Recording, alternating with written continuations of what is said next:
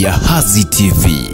Sheria inatutaka kabla ya kubadilisha hati lazima kodi husika iliyotokana na kipato kutokana na kuuza rasilimali iwe imelipwa. Kwa hiyo wakijua wanasheria hili swala, kwa sababu wao wataweza kutusaidia kupitisha kwa wananchi na wawekezaji ambao kwa kiasi kubwa na wawekezaji nao huwa wananunua maeneo ambayo wao wanaenda kuwekeza. Kwa hiyo wanaponunua, tuna imani kwamba kuna faida inapatikana kutokana na muuzaji huyo. Kwa hiyo wanasheria na taasisi za ubadilishaji hati nao wanatakiwa wajue. Kwa upande wa taasisi za ubadilishaji hati wanatakiwa kwa mujibu wa sheria, kabla ya kubadilisha umiliki wa ile rasilimali ambayo tumezoea ni uuzaji wa rasilimali, maana yake wao wanatakiwa kuhakikisha kwamba wamepata hati safi ya kodi. Hati safi ya kodi inathibitisha kwamba wale wawekezaji au wale wauzaji kutokana na faida waliopata tayari wameshalipa kodi. Kwa hiyo tumeamua kuwaita kwa makusudi mazima wanasheria, mamlaka za ubadilishaji hati na taasisi za kodi na washauri wa mambo ya kodi, ili kwa pamoja tuwe na uelewa pamoja kuhakikisha tunafanikisha swala hili, ili kuwezesha serikali yetu kupata mapato na hatimaye kutoa huduma za kijamii kwa uwezo ambao wanastahili kama nchi. Tukishakuwapata hawa, wakishakuwa na hii taaluma, tunategemea kutakuwa na mabadiliko, kwa sababu kwa sasa kuna watu ambao wanauza rasilimali, lakini tunakuja tunagundua baadaye kwamba hawa watu wameuza rasilimali na wamepata faida, wametumia. Kwa hiyo ili kuhakikisha kwamba hawatumii hii faida ambayo sio ya kwao, ni lazima tuwaite hawa watu ambao wanahusika kwa karibu, na kwa watu ambao wanahusika kwa karibu ni wanasheria, lakini kwa upande wa serikali ni watu ambao Zanzibar, wale ambao wanabadilisha hati miliki kama kwa msajili wa kampuni na warasimishaji wa rasilimali.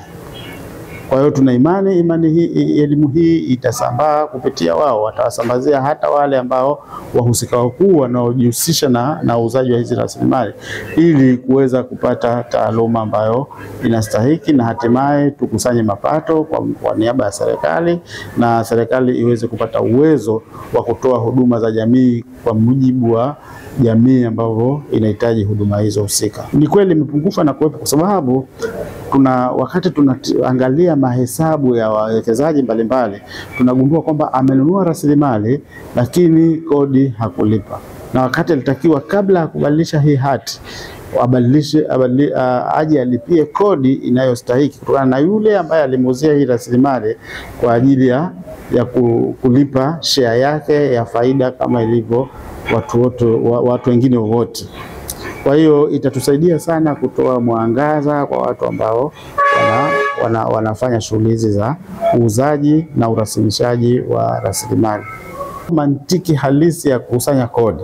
Mantiki halisi ya kukusanya kodi ni kwamba kodi hile tunayokusanya tunaipeleka serikalini, serikali inaangalia wapi pana mapungufu. Kwa mfano, tukisema kama kuna mapungufu wa hospitali au barabara, miundombinu, halafu serikali hizo pesa ndio inazipeleka kwenye maeneo hayo, ili kuhakikisha kwamba wananchi wanarahisishiwa katika kufanya shughuli zao za kiuchumi na hatimaye kupata maendeleo binafsi kwa watu mmoja mmoja. Katika ofisi za TRA ambapo mawakili tumekuwa tukielekezwa namna ya kuhamasisha wateja wetu katika ulipaji wa kodi, na zaidi katika kodi inayoitwa capital gain, ambayo inalipwa na yule ambaye anapata wakati wa kununua, wa kuuza.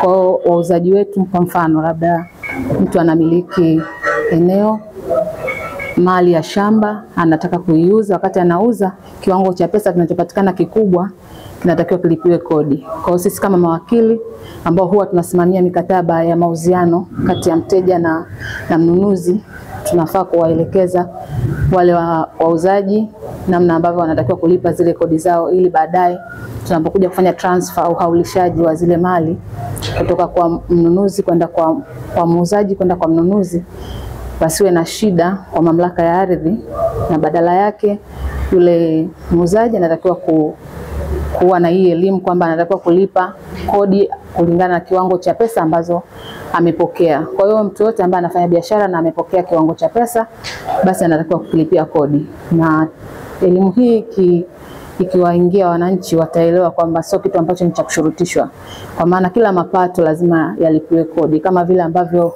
sisi wanasheria tunalipa kodi zetu, wafanyakazi labda wa serikalini ambao kwenye mifumo ya kawaida wanajulikana wana geni kiasi fulani labda cha mshahara wanalipa kodi zao, basi na wafanyabiashara wengine wote ambao wanapokea pesa kutoka kwa wateja wao wanafaa kulipa kodi zao. Changamoto ya kwanza kabisa ambayo leo Dr. verify very clear, wananchi Zanzibar wanafikiri kwamba TRA kwa sababu ni jambo la muungano, kwa hiyo kodi zinazokusanywa na TRA huwa zinapelekwa bara, lakini ameeleza very clear kwamba kodi tunazozikusanya hapa kupitia TRA Zanzibar zinapelekwa SMZ kwa maana ya Serikali ya Mapinduzi ya Zanzibar, na zinatumika kwa maendeleo ya Zanzibar kwa maana ya miundombinu yetu, social services, hospitali na taasisi zote ambazo tunahitaji matumizi hayo. Kwa hiyo wananchi ambao wanachukua taarifa za hearsay, naweza kusema kwa maana ya taarifa za mitaani kwamba pesa zikishakusanywa na TRA zinaenda bara alafu zinatumika kwa huko, hazitumiki kwa huko, badala yake tunatumia kwa matumizi ya maendeleo ya Zanzibar yetu hapa. Na kwa hivyo kila mmoja anafaa kulipa sawa sawa na kile ambacho anakipata, as long as unapata lipa.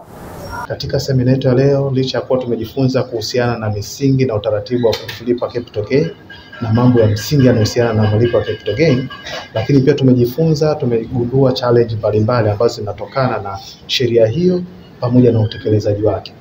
Na hasa challenge ambayo tumeiona imejitokeza katika mafunzo ya leo, ambayo ni kuhusiana na sheria ya Finance Act dhidi ya sheria zetu za ardhi za Zanzibar. Kwa maana tumegundua kwamba kuna challenge katika kuharmonize utaratibu na utekelezaji wa sheria hiyo, kwa maana kwamba sheria hile imetungwa kwa lengo la kuisaidia nchi yetu katika kusimamia sheria za kodi, lakini kuna swala zima la harmonization kati ya sheria ya fedha pamoja na sheria zetu za ardhi, kwa sababu utekelezaji wake unaonekana umekuwa na challenge. Hiyo ni moja ya vitu ambavyo tumeviona. Ni mategemeo yetu kwamba watungaji wa sheria wa hizi za Finance Act ambazo ni sheria za muungano wazingatie wakati wa utekelezaji wa utungaji wa hizi sheria kuangalia mazingira ya Zanzibar, kwa sababu kwenye swala la ardhi Tanzania mainland ama tunaita Tanzania bara ina sheria zake za ardhi, lakini na sheria Zanzibar tuna sheria zetu za ardhi. Mainland wana waziri wao wa ardhi na Zanzibar tuna waziri wa ardhi. Kwa hiyo utekelezaji wa sheria hii ya Jamhuri ya Muungano inapaswa izingatie pande zote hizi mbili ili uweze utekelezaji wake uweze kupatikana kwa ufanisi zaidi. Tulichogundua leo kwamba utekelezaji umekuwa na challenge kwa sababu ya mgongano wa hizi sheria mbili za nchi mbili tofauti. Lakini tuna mategemeo yetu kwamba mkutano huu ama semina hii itasaidia kuleta chachu na kuongeza ufanisi katika utekelezaji wa sheria hii ili tufikie lengo la serikali kuhakikisha kwamba tunafanya kazi kwa weledi na kutimiza malengo mazima ya kujenga nchi yetu na taifa letu kiuchumi, kijamii na kibiashara zaidi. Jahazi TV.